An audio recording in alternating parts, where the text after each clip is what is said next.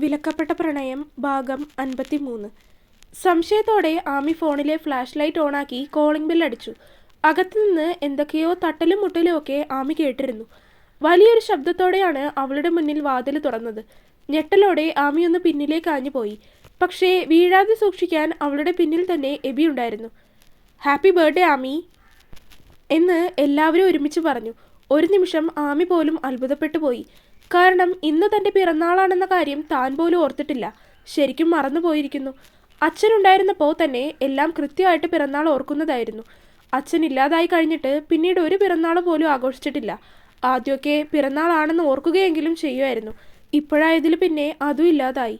ആമി ആവേശത്തോടെ ചുറ്റും നോക്കുകയായിരുന്നു. വീടിൻ്റെ ഹാളൊക്കെ നല്ല രീതിയിൽ തന്നെ ഡെക്കറേറ്റ് ചെയ്തിട്ടുണ്ട്. ലൈറ്റുകളും മറ്റുമൊക്കെ വെച്ചിട്ടുണ്ട്. ഒരു ടീപ്പോയിൽ ചെറിയ കേക്കും അതിനു പിന്നിലായി ഹാപ്പി ബർത്ത്ഡേ എന്നൊക്കെ എഴുതി വെച്ചിട്ടുണ്ട്. നിമിഷ നേരം കൊണ്ട് ആമിയുടെ കണ്ണിൽ നിന്നും കണ്ണുനീരൊഴുകിയിറങ്ങി.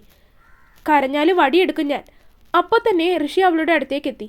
കയ്യിലിരുന്ന കുഞ്ഞിനെ ശ്രുതിയുടെ കയ്യിലേക്ക് കൊടുത്ത് അവൻ അവളെ തന്നിലേക്ക് ചേർത്ത് പിടിച്ചു. കണ്ണിൽ നിന്ന് ഒഴുകിയിറങ്ങിയ കണ്ണുനീര് തുടച്ചു കൊടുത്തു. ഇനി എൻ്റെ കുട്ടി കരയരുത്. അവൻ അവളുടെ തലയിൽ തലോടിക്കൊണ്ട് അരുമയായി പറഞ്ഞു കൊടുത്തു. പക്ഷേ അവൻ അങ്ങനെ പറയുന്നത് കേട്ടതും അവളുടെ കരച്ചിലിൻ്റെ ആക്കം കൂടുകയാണ് ചെയ്തത്, കുറഞ്ഞില്ല. സോറി ഋഷിയേട്ടാ. അയ്യേ, എൻ്റെ കുട്ടി എന്നോട് സോറി പറയുന്നോ? മോശം. ആ കണ്ണുനീരൊക്കെ തുടച്ചേ. എന്നിട്ട് വന്ന് കേക്കൊക്കെ കട്ട് ചെയ്യ്. എല്ലാവരും കാത്തിരിക്കുവാണ്. അവൻ അവളുടെ മുഖമാകെ തുടച്ചു കൊടുത്തുകൊണ്ട് പറഞ്ഞു. അവനിൽ നിന്ന് അകന്നു മാറുന്നതിന് മുന്നേ അവൾ അവനെ ഇറുക്കി കെട്ടിപ്പിടിച്ചു. ചെല്ല്, പോയി മുഖമൊക്കെ കഴുകി വാ. കുറച്ചു കഴിഞ്ഞതും അവളെ തന്നിൽ നിന്ന് അകറ്റി നിർത്തിക്കൊണ്ട് ഋഷി പറഞ്ഞതും ആമി ഒന്ന് തലയാട്ടിക്കൊണ്ട് അകത്തേക്ക് നടന്നു. മുഖമൊക്കെ കഴുകി വന്നപ്പോഴേക്കും ലൈറ്റൊക്കെ ഇട്ട് എല്ലാവരും എല്ലാം സെറ്റ് ചെയ്ത് വെച്ചിരുന്നു. പക്ഷേ അവളുടെ നോട്ടം ആദ്യം പോയത് ഒരു മൂലയ്ക്കായി നിൽക്കുന്ന എബിയിലേക്കായിരുന്നു. അവൻ അവളെ നോക്കി കണ്ണടച്ച് കാണിച്ചതും ചെറിയൊരു പുഞ്ചിരിയോടെ അവൾ കേക്കിന് മുന്നിലേക്ക് വന്നു. എല്ലാവരുടെയും ആശീർവാദത്തോടെ കേക്ക് കട്ട് ചെയ്തു. ആദ്യമായി ലതാമ്മയ്ക്കും ഋഷിക്കും കൊടുത്തു. അവനൊരു മൂലയിൽ പോയി നിൽക്കുന്നത് കൊണ്ട് തന്നെ എല്ലാവർക്കും കൊടുത്തു കഴിഞ്ഞ് അവസാനമായിരുന്നു എബിക്ക് കേക്ക് കൊടുത്തത്. പരിപാടിയൊക്കെ കഴിഞ്ഞ് നല്ല രീതിയിൽ ഫുഡൊക്കെ കഴിച്ച് എല്ലാവരും വട്ടം കൂടിയിരുന്ന സംസാരമാണ്. ഋഷി, എനിക്കൊരു കാര്യം പറയാനുണ്ട്. എബി പറഞ്ഞതും ആമിയാണ് അവനെ ആദ്യം നോക്കിയത്. എന്താടാ? ഇയാൾക്കൊരു സംശയമുണ്ട്. എനിക്ക് നിന്നെ മുന്നേ അറിയോ ഇല്ലയോ എന്ന്. അത് കേട്ടതും ഋഷി അവനെ ആശ്ചര്യത്തോടെ നോക്കി. എബി അവനെ നോക്കി ഒന്ന് കണ്ണടച്ച് കാണിച്ചു. ആമി, നിനക്ക് എബിയെ അറിയില്ലേ? ഋഷി ചോദിച്ചതും ആമി അവനെയും എബിയെയും മാറി മാറി നോക്കി. അവൾക്ക് ഇവർ രണ്ടുപേരും എന്തൊക്കെയാണ് ഈ പറയുന്നതെന്ന് മനസ്സിലാവുന്നില്ലായിരുന്നു. അതുകൊണ്ട് അവളുടെ മുഖം അപ്പോഴും സംശയത്തിൽ നിറഞ്ഞിരിക്കുകയാണ്. എബി എൻ്റെ ചൈൽഡ്ഹുഡ് ഫ്രണ്ടാണ്, എൻ്റെ ബെസ്റ്റ് ഫ്രണ്ട്. ഋഷി പറഞ്ഞതും ആമി സംശയത്തോടെയാണ് നോക്കിയത്. അവൾക്ക് പറയുന്നതൊന്നും വ്യക്തമായില്ല. ഇവൻ നിന്നോട് പറഞ്ഞില്ലല്ലേ? അത് ചോദിച്ചതും ആമി ഇല്ലെന്ന രീതിയിൽ തലയാട്ടി. ഞാൻ കരുതി ഇപ്പോൾ നിങ്ങൾ പുറത്തു പോയപ്പോൾ ഇവനത് നിന്നോട് പറഞ്ഞു കാണുമെന്ന്. ഋഷി പറഞ്ഞതും എബി ഒന്ന് ചിരിച്ചു കാണിച്ചു. ആമി എപ്പോഴെങ്കിലും കണ്ടു കാണും. ചെറുപ്പത്തിലെ ഇവൻ എൻ്റെ കൂടെ എപ്പോഴും ഉണ്ടാവാറുണ്ട്. ഋഷി പറഞ്ഞതും കാര്യങ്ങളൊക്കെ ഒന്ന് ആലോചിച്ചു ആമി. പെട്ടെന്ന് അവളുടെ മനസ്സിലേക്ക് ഒരു പൊടിമീശക്കാരൻ തെളിഞ്ഞു വന്നു. എബിൻ. ഋഷിയേട്ടൻ്റെ കൂടെ സൈക്കിളൊക്കെ ചവിട്ടി നടന്നിരുന്ന എബിൻ. ഒരു നിമിഷം ആലോചനകളിൽ അവൻ്റെ മുഖം തെളിഞ്ഞു വന്നതും ആമി ഞെട്ടലോടെ കണ്ണുകൾ ഉയർത്തി ഋഷിയെയും എബിയെയും മാറി മാറി നോക്കി. അവളുടെ കണ്ണുകളിൽ അപ്പോഴും സംശയമായിരുന്നു. അതേ സംശയത്തോടെ അവൾ എബിയെ നോക്കിയതും അവൻ സത്യമാണെന്ന രീതിയിൽ തലയാട്ടി കാണിച്ചു. ഹീസ് എ ജം. ഇവൻ നല്ലവനാ. ഓ മതി, കൂടുതൽ പുകഴ്ത്താൻ നിൽക്കല്ലേ. ഋഷി പറഞ്ഞു തുടങ്ങിയപ്പോൾ തന്നെ കൂടുതൽ കേൾക്കാൻ താല്പര്യമില്ലാത്തതുപോലെ എബി അത് വേണ്ടെന്ന് തന്നെ പറഞ്ഞു. ആമിയാണെങ്കിൽ ഒന്നും മനസ്സിലാകാത്തത് കൊണ്ട് തന്നെ ആകെ കിളി പോയതുപോലെ ഇരിക്കുകയാണ്. എനിക്കറിയാം, ഇപ്പോൾ ഈ പറഞ്ഞതുകൊണ്ട് മാത്രം നിനക്കൊന്നും മനസ്സിലായി കാണില്ല. എന്തായാലും ഞാനായിട്ട് ഇതിൻ്റെ ബാക്കിയൊന്നും പറയുന്നില്ല, എല്ലാം ഇവൻ തന്നെ പറഞ്ഞോളും. ഋഷി പറഞ്ഞതും ആമി എബിയെ ഒന്ന് നോക്കി. അവൾക്ക് ആ സമയം ശരിക്കു പറഞ്ഞാൽ എബിയുടെ പരിഭവം തോന്നിപ്പോയി. അവൾ അതേ പരിഭവത്തോടെ അവനിൽ നിന്ന് മുഖം തിരിച്ചു കളഞ്ഞു. അവൾ അങ്ങനെ ചെയ്തപ്പോൾ തന്നെ ആൾ പരിഭവത്തിലാണെന്ന കാര്യം എബിക്ക് മനസ്സിലായിരുന്നു. അധികം സമയം അങ്ങനെ സംസാരിച്ചിരിക്കാൻ താല്പര്യമില്ലാത്തതുപോലെ ആമി വേഗം തന്നെ എഴുന്നേറ്റ് അവളുടെ മുറിയിലേക്ക് പോയി. അവൾ അങ്ങനെ എഴുന്നേറ്റ് പോകുന്നത് കണ്ടതും അവൾ ദേഷ്യപ്പെട്ടു പോകുകയാണോ എന്ന് കരുതി എല്ലാവരും എബിയെയാണ് നോക്കിയത്. അവളോടെല്ലാം പറയാറുന്നില്ല എബി നിനക്ക്? ഏയ്, അതൊന്നും സാരമില്ല. ഇതധികം ഒന്നും പോകാൻ പോകുന്നില്ല. അതൊക്കെ വേഗം മാറും. കണ്ണ് ചെമ്മി കാണിച്ചുകൊണ്ട് എബി പറയുന്നത് കേട്ടതും ഋഷി ഒന്ന് തലയാട്ടി. അവൻ അത്ഭുതമാണ് തോന്നിയത്. കാരണം തങ്ങളുടെ കൂടെ വർഷങ്ങളോളം ആമി ഉണ്ടായിരുന്നപ്പോൾ ഉണ്ടായിരുന്നതിലും കൂടുതലായിട്ട് ആമിയുടെ ഓരോ ചെറിയ കാര്യങ്ങൾ പോലും എബി അതിലും നന്നായിട്ട് മനസ്സിലാക്കിയിട്ടുണ്ട് എന്ന് തോന്നി ഋഷിക്ക്. രാത്രി ആ മുറിയിൽ അങ്ങനെ കിടക്കുമ്പോൾ എന്തുകൊണ്ടോ ആമിയുടെ പരിഭവത്തോടെയുള്ള മുഖമായിരുന്നു എബിയുടെ ഉള്ളിലേക്ക് കടന്നു വന്നത്. അവൻ ഉറക്കം വരുന്നുണ്ടായില്ല. ഒടുക്കം ഒട്ടും ഉറക്കം വരുന്നില്ല എന്ന് വന്നതും എബി നേരെ എഴുന്നേറ്റ് മുറിക്ക് പുറത്തിറങ്ങാമെന്ന് കരുതി. ശബ്ദം ഉണ്ടാക്കാതെ പുറത്തേക്കിറങ്ങിയതും പെട്ടെന്ന് തന്നെ ഹാളിൽ ലൈറ്റ് വീണിരുന്നു. പെട്ടെന്ന് ലൈറ്റ് വീണപ്പോൾ എബി ഒന്ന് ഞെട്ടിപ്പോയിരുന്നു. അത് കഴിഞ്ഞ് അവൻ നോക്കുമ്പോൾ കാണുന്നത് ഹാളിൽ നിൽക്കുന്ന ആമിയെയാണ്. അവൾ അവനെ തന്നെ നോക്കി ഗൗരവത്തോടെ കൈകെട്ടി നിൽക്കുകയാണ്. താനെന്താ ഉറങ്ങിയില്ലേ? പെട്ടെന്ന് പ്രതീക്ഷിക്കാതെ അവളെ മുന്നിൽ കണ്ടതും എന്ത് ചോദിക്കണമെന്നറിയാത്തത് കൊണ്ട് തന്നെ എബി ആദ്യം അങ്ങനെയാണ് ചോദിച്ചത്. ഉറക്കം വന്നില്ല. ആമി പറഞ്ഞതും എബി അതിനൊന്ന് മൂളി. താനെന്താ ഉറങ്ങാത്തത്? ആമി അവനോടും തിരികെ ഗൗരവത്തിൽ ചോദിച്ചു. എനിക്ക് ഉറക്കം വന്നില്ല, അവൻ തല ചൊറിഞ്ഞുകൊണ്ട് പറഞ്ഞു. ആമി പുറത്തേക്ക് നടന്ന് വരാന്തയിൽ വന്നിരുന്നു. പിന്നാലെ എബിയും. തൻ്റെ പിന്നാലെ വന്ന എബിയെ ആമി ഒന്ന് തിരിഞ്ഞു നോക്കി. ഋഷി പറഞ്ഞ കാര്യങ്ങളെക്കുറിച്ച് എന്തെങ്കിലും ആമി തന്നോട് ചോദിക്കാതിരിക്കില്ല എന്നാണ് എബി കരുതിയത്. പക്ഷേ സമയം കുറച്ചായിട്ടും രണ്ടുപേരും ഒന്നും മിണ്ടാതെ അപ്പോഴും മൗനമായിട്ടിരിക്കുകയാണ്. എന്തു പറഞ്ഞ് അവളോട് സംസാരത്തിന് തുടക്കം കുറിക്കണമെന്നത് അവൻ അറിയില്ലായിരുന്നു. അവളോട് സംസാരിക്കാൻ ഒരു തുടക്കത്തിനെന്നതുപോലെ എബി ഒന്ന് ചുമച്ചു. അവൻ ചുമയ്ക്കുന്നത് കേട്ടതും ആമി ഒരു നിമിഷം അവനെ ഒന്ന് നോക്കി. അത് പിന്നെ എനിക്ക് ഋഷിയെ മുൻപേ അറിയാം. പെട്ടെന്ന് വായിൽ വന്നത് അങ്ങനെ ആയതുകൊണ്ട് തന്നെ അതുപോലെ തന്നെ എബി അവളോട് പറഞ്ഞു. അതെനിക്ക് മനസ്സിലായി. അത് തന്നെയാണല്ലോ കുറച്ചു മുമ്പ് ഋഷിയേട്ടൻ പറഞ്ഞത്. ആമി അവനോട് തിരികെ പറഞ്ഞതും എബി പിന്നെന്ത് പറയുമെന്ന രീതിയിൽ ആലോചനയോടെ ഇരുന്നു. എന്നോട് എന്തെങ്കിലും പറയാനുണ്ടെങ്കിൽ, തനിക്കത് പറയാൻ താല്പര്യമുണ്ടെങ്കിൽ മാത്രം എന്നോട് തുറന്നു പറഞ്ഞാൽ മതി. അല്ലാതെ തന്നോട് ഞാൻ ചോദിച്ച് നിർബന്ധിച്ച കാര്യങ്ങളൊക്കെ അറിയാൻ ശ്രമിക്കില്ല. എടോ, തന്നോട് കാര്യങ്ങളൊക്കെ പറയാൻ എനിക്ക് മടിയൊന്നുമില്ല. ഞാൻ എല്ലാം തന്നോട് തുറന്നു പറയണമെന്ന് തന്നെയാണ് കരുതുന്നത്. പക്ഷേ എവിടെ നിന്ന് തുടങ്ങണം, എങ്ങനെ പറയണം എന്നൊന്നും കിട്ടുന്നില്ല. Something like A starting trouble we can say. വളരെ ഗൗരവത്തോടെ എബി പറയുന്നത് കേട്ടതും ഒരു നിമിഷം ആമിക്ക് അത് കേട്ട് ചിരിയാണ് വന്നത്. എങ്കിലും മുഖത്ത് വരുത്തി തീർത്ത് വെച്ചിരിക്കുന്ന ആ ഗൗരവം വിട്ടുകളയരുതെന്ന് കരുതി ആമി ഗൗരവത്തിൽ തന്നെയാണ് അവനെ നോക്കിയത്. ചിരി ഉള്ളാലെ മറച്ചു പിടിച്ചിരുന്നു. ഞാൻ ആദ്യം മുതൽ പറയാം. എൻ്റെ കഥയൊക്കെ ഞാൻ തന്നോട് പറഞ്ഞാണല്ലോ. മുത്തശ്ശിയുടെ വീട്ടിൽ നിന്ന് എറണാകുളത്ത് മാറിയുള്ളൊരു വീട്ടിലായിരുന്നു ഞങ്ങൾ താമസിച്ചത്. അവിടെ കുന്നുംപുറത്തിനടുത്ത് തന്നെയായിരുന്നു. ശരിക്കുള്ള സ്ഥലം പറഞ്ഞാൽ താൻ അറിയും, പെരിങ്ങാശ്ശേരി. എബി അവളെ നോക്കി ചോദിച്ചതും ആമി അറിയാമെന്ന രീതിയിൽ തലയാട്ടി. യെസ്, അവിടെയാണ് ഞങ്ങളുടെ വീട്. ഞാനും ഋഷിയും ഒരുമിച്ച് പഠിച്ചതൊന്നുമല്ല കേട്ടോ. എനിക്കും അവനും ഒരു കോമൺ ഫ്രണ്ട് ഉണ്ടായിരുന്നു. അവൻ വഴിയാണ് ഞാൻ ഋഷിയെ പരിചയപ്പെടുന്നത്. ഞാൻ ചെറുപ്പത്തിലെ അവൻ്റെ വീട്ടിൽ വന്നപ്പോൾ തന്നെ കണ്ടിട്ടുമുണ്ട്. എബി പറയുന്നത് കേട്ടതും ആമി അവനെ സംശയത്തോടെ നോക്കി. ആമി എബിയെ കണ്ടിട്ടുണ്ട്, ഋഷിയായിട്ട് വീട്ടിലേക്കൊക്കെ വരുമ്പോഴും മറ്റും. പക്ഷേ എബി എങ്ങനെ തന്നെ കാണാനാണ്?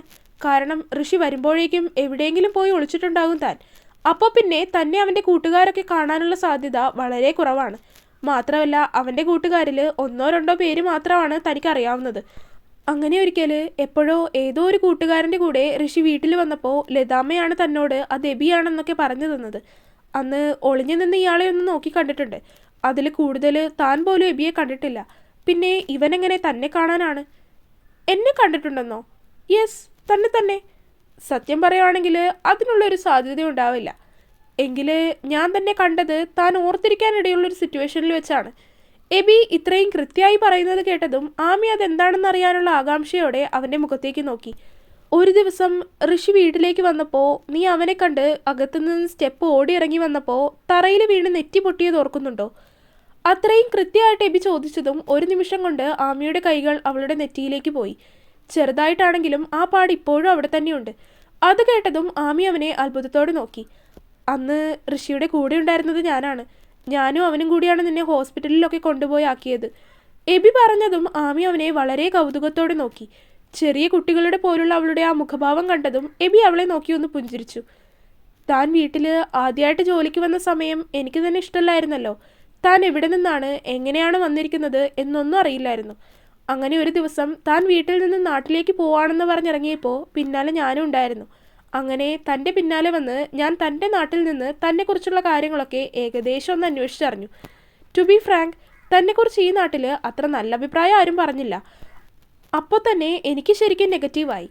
അങ്ങനെയൊക്കെ കൂടെ കേട്ടപ്പോൾ എൻ്റെ മനസ്സിൽ തന്നോടുണ്ടായിരുന്ന ആ ഒരു ചെറിയ ഇഷ്ടക്കുറവ് പിന്നീട് കൂടുകയാണ് ചെയ്തത്. ആമി അത് കേട്ട് വെറുതെ തലയാട്ടി നിന്നതേ ഉള്ളൂ. കാരണം ഇളയമ്മയും അവരുടെ ഫാമിലിയും ഒക്കെ ചേർന്ന് ഈ നാട്ടിൽ തന്നെ വളരെ മോശമായിട്ട് തന്നെയാണ് ചിത്രീകരിച്ചിരിക്കുന്നത്. പിന്നെ തനിക്കതൊന്നും ഒരു പ്രശ്നമല്ലാത്തത് കൊണ്ട് തന്നെ അതൊക്കെ തിരുത്താനും അതിനെതിരെ പ്രശ്നം ഉണ്ടാക്കാനൊന്നും നിൽക്കുന്നില്ല. അന്നങ്ങനെ ഈ നാട്ടിൽ വന്ന് തൻ്റെ കാര്യങ്ങളൊക്കെ അന്വേഷിച്ചറിഞ്ഞപ്പോൾ തന്നെ തൻ്റെ വിവാഹം കഴിഞ്ഞതാണെന്നൊക്കെ ഞാൻ അറിഞ്ഞിരുന്നു. അതാണ് അന്ന് ഞാൻ തൻ്റെ വിവാഹത്തിനെക്കുറിച്ച് തന്നോട് നേരിട്ട് ചോദിച്ചത്. പക്ഷേ ആ സമയത്ത് താൻ ഋഷിയുടെ അനിയത്തിയാണെന്നൊന്നും എനിക്കറിയില്ലായിരുന്നു. പിന്നീട് തൻ്റെ കഥയൊക്കെ കേട്ട് കഴിഞ്ഞ് ഇങ്ങനെ കുന്നുംപുറത്താണ് വീടെന്നൊക്കെ പറഞ്ഞു കഴിഞ്ഞപ്പോൾ എനിക്ക് ചെറിയൊരു സംശയം തോന്നിയിരുന്നു. പിന്നെ ആ സംശയം ഉറപ്പിക്കാൻ എന്നതുപോലെ തൻ്റെ നെറ്റിയിൽ കാണുന്ന ആ ഒരു ചെറിയ മുറിവിൻ്റെ പാടും. എറണാകുളത്ത് നിന്ന് പോന്നു കഴിഞ്ഞപ്പോൾ തന്നെ ഋഷിയായിട്ടുള്ള കോണ്ടാക്റ്റ് ഒക്കെ വിട്ടുപോയിരുന്നു. പിന്നീട് ഞങ്ങളുടെ ആ കോമൺ ഫ്രണ്ട് വഴിയാണ് ഞാൻ ഋഷിയുടെ ഡീറ്റെയിൽസ് ഒക്കെ തപ്പിയെടുത്തത്. അങ്ങനെ അവനെ കോണ്ടാക്ട് ചെയ്തു. അങ്ങനെ ഞാൻ ഇവിടെ വന്നിട്ടുണ്ടായിരുന്നു ഋഷിയെയൊക്കെ കാണാൻ വേണ്ടി. അങ്ങനെ തൻ്റെ കാര്യങ്ങളൊക്കെ ഇവിടെ വന്ന് പറഞ്ഞ് സംസാരിച്ചു. ശരിക്കും പറഞ്ഞാൽ താൻ ചെയ്തത് ഒരു വലിയ തെറ്റ് തന്നെ ആയിപ്പോയി. താൻ വാക്കുകളോണ്ട് പറഞ്ഞപ്പോൾ പോലും തനിക്കുണ്ടായിരുന്നത് ഇത്രയും നല്ലൊരു ഫാമിലി ആയിരുന്നു എന്നെനിക്ക് തോന്നിയില്ലായിരുന്നു. പക്ഷേ ഇവിടെ ഞാൻ വന്നു കഴിഞ്ഞപ്പോൾ തൻ്റെ കാര്യം സംസാരിക്കാൻ വേണ്ടിയാണ് വന്നതെന്നറിഞ്ഞപ്പോൾ തന്നെ ഇവർക്കൊക്കെ ഇഷ്ടക്കുറവുണ്ടായിരുന്നു. പക്ഷേ എങ്കിലും അവരെന്നോട് വളരെ നല്ല രീതിയിലാണ് പെരുമാറിയത്. അതിനുശേഷം ഞാൻ തൻ്റെ കാര്യങ്ങളും മറ്റുമൊക്കെ അവരെ പറഞ്ഞ് മനസ്സിലാക്കി കഴിഞ്ഞപ്പോൾ ശരിക്കും പറഞ്ഞാൽ എന്നെ അവരൊരു മകനെ പോലെ കണ്ട് സ്നേഹിച്ചു. പറഞ്ഞപ്പോൾ തന്നെ എന്നെ ഓർത്തു. അത്രയും പാവം. ഋഷിയുടെ അമ്മയൊക്കെ അത്രയും പാവമാണ്. താൻ അതൊക്കെ മനഃപൂർവ്വം നഷ്ടപ്പെടുത്തി എന്നാണ് എനിക്കിപ്പോൾ പറയാനുള്ളത്. അത്രയും നേരം അവൻ പറയുന്നതെല്ലാം ഒരു കഥ പോലെ കേട്ടിരുന്നപ്പോൾ പെട്ടെന്ന് അവസാനമായപ്പോൾ അവൻ അങ്ങനെ പറഞ്ഞതും അവൾ പോലും അറിയാതെ അവളുടെ കണ്ണിൽ നിന്ന് മിഴിനീരൊഴുകിയിറങ്ങി. താൻ കരയാൻ വേണ്ടി പറഞ്ഞതല്ല, ബട്ട് തൻ്റെ സൈഡിൽ നിന്ന് നോക്കുമ്പോൾ അവരുടെ സൈഡിൽ നിന്ന് നോക്കുമ്പോൾ രണ്ടുപേരുടെ കാര്യങ്ങളും എനിക്കറിയാം. സോ അത്രയും അറിയുന്നത് കൊണ്ട് പറയുവാണ്. തെറ്റ് ഒരു 90% തൻ്റെ ഭാഗത്ത് തന്നെയായിരുന്നു. എബി മറുത്തൊന്നും ചിന്തിക്കാതെ ഉള്ളത് അവളുടെ മുഖത്ത് നോക്കി തുറന്നു പറയുക തന്നെ ചെയ്തു. അതുകൂടി കേട്ടതും അവളുടെ കണ്ണിൽ നിന്ന് കണ്ണുനീർ വീണ്ടും ശക്തിയോടെ ഒഴുകിയിറങ്ങി. എടോ, ഞാൻ ആദ്യമേ തന്നോട് പറഞ്ഞു, ഇതൊക്കെ ഞാൻ താൻ കരയാൻ വേണ്ടി പറയുന്നതല്ല. ഇത്രയും നാളും നമ്മൾ തമ്മിലുള്ള friendship. I think I can talk this with you. അതുകൊണ്ടാണ് ഞാനിത് തുറന്നു പറയുന്നത്. തൻ്റെ ജീവിതത്തിൽ താനെടുത്ത തീരുമാനം ശരിയായിരുന്നു. അതുപോലെ തന്നെ അതിപ്പോഴും ശരിയാണ് എന്നൊക്കെയുള്ള ചിന്തകൾ തൻ്റെ ഉള്ളിൽ ഇപ്പോഴും ബാക്കിയായിട്ടുണ്ട്. അതിൽ കുറച്ച് തിരുത്തലുകളൊക്കെ വരുത്തണം. അതാണ് ഞാനിപ്പോൾ പറഞ്ഞു വരുന്നത്. മനസ്സിലാവുന്നുണ്ടോ തനിക്ക്? അവൻ അവളുടെ തലയിലൂടെ ഒന്ന് തലോടി അരുമയായിട്ടാണ് അവൾക്ക് പറഞ്ഞ് മനസ്സിലാക്കി കൊടുത്തത്. അതിൽ നിന്ന് തന്നെ അവൻ പറയുന്നത് എന്താണെന്ന് അവൾക്ക് മനസ്സിലാകുന്നുണ്ടായിരുന്നു. അവൾ അവനെ നോക്കി മനസ്സിലായി എന്ന രീതിയിൽ തലയാട്ടി. എങ്കിൽ ഇനി ഈ കരച്ചിലൊക്കെ നിർത്തി കണ്ണുനീരൊക്കെ തുടച്ചേ. എബി പറഞ്ഞതും അനുസരണയുള്ള കുട്ടികളെപ്പോലെ അവൾ കണ്ണുനീര് കൈ ഉപയോഗിച്ച് തുടച്ചു നീക്കി. പറഞ്ഞത് ശരിയാണ്. എൻ്റെ ഭാഗത്ത് തെറ്റുണ്ടായിരുന്നു എന്നെനിക്കറിയായിരുന്നു. പക്ഷേ അവരുടെ ഭാഗത്തും തെറ്റുണ്ടല്ലോ എന്നൊരു ചിന്തയായിരുന്നു എനിക്ക്. പക്ഷേ ഇപ്പോൾ ഞാൻ ചെയ്ത തെറ്റിൻ്റെ ആഴം എനിക്ക് മനസ്സിലാവുന്നുണ്ട്. You are such a wonderful friend. ഈ സ്ഥാനത്ത് മറ്റാരെങ്കിലും ആയിരുന്നെങ്കിൽ എൻ്റെ ഭാഗത്താണ് ശരിയെന്നേ പറഞ്ഞ് മനസ്സിലാക്കി തരുവുള്ളായിരുന്നു. പക്ഷേ you taught me what is right and wrong. കരഞ്ഞതുകൊണ്ട് തന്നെ ശബ്ദമൊക്കെ അടഞ്ഞിരിക്കുകയാണെങ്കിലും മുഖത്ത് ചെറിയൊരു പുഞ്ചിരിയോടെ തന്നെയായിരുന്നു ആമി അത് അവനോട് പറഞ്ഞത്. അവളുടെ മുഖത്ത് മുൻപൊക്കെ വിഷാദമായിരുന്നുവെങ്കിൽ ഇപ്പോൾ കുറച്ചെങ്കിലും ഒരു സന്തോഷമുള്ളതുപോലെ എബിക്ക് ആ നിമിഷം തോന്നി. അവളുടെ പുഞ്ചിരിയോടെയുള്ള മുഖം കണ്ടതും എബിയും അവളെ നോക്കി പുഞ്ചിരിച്ചു.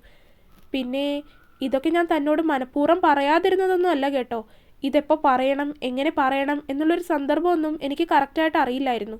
എങ്ങനെയൊക്കെ ആയാലും ഇപ്പോഴല്ലെങ്കിൽ പിന്നെ എപ്പോഴെങ്കിലും തന്നോട് ഇതൊക്കെ പറയേണ്ടി വരും എന്നെനിക്കറിയാമായിരുന്നു. അതെന്തായാലും ഇന്നായി. എബി പറഞ്ഞതും ആമി ഒന്ന് പുഞ്ചിരിച്ചു. കുറച്ച് സമയം കൂടി അങ്ങനെ ഇരുന്ന് സംസാരിച്ചു കഴിഞ്ഞ് ഉറക്കം വന്നപ്പോഴാണ് രണ്ടുപേരും തിരികെ അകത്തേക്ക് കയറിയത്. തിരികെ മുറിയിലേക്ക് കയറുമ്പോൾ ആമിയുടെ മനസ്സിൽ എബിയുടെ സ്ഥാനം ഒരു സുഹൃത്ത് എന്നതിലുപരി മറ്റേതോ തലത്തിലേക്ക് ഉയർന്നിരുന്നു. തുടരും. അപ്പോൾ വീഡിയോ കണ്ടവരെല്ലാവരും വീഡിയോ ലൈക്ക് ചെയ്യുക. നിങ്ങളുടെ അഭിപ്രായങ്ങൾ എന്തായാലും അത് കമൻറ്റായിട്ട് അറിയിക്കുക. ചാനൽ സബ്സ്ക്രൈബ് ചെയ്യാത്തവരുണ്ടെങ്കിൽ സബ്സ്ക്രൈബ് ചെയ്യുക. അടുത്ത പാർട്ടായിട്ട് നാളെ വരാട്ടോ. ബൈ.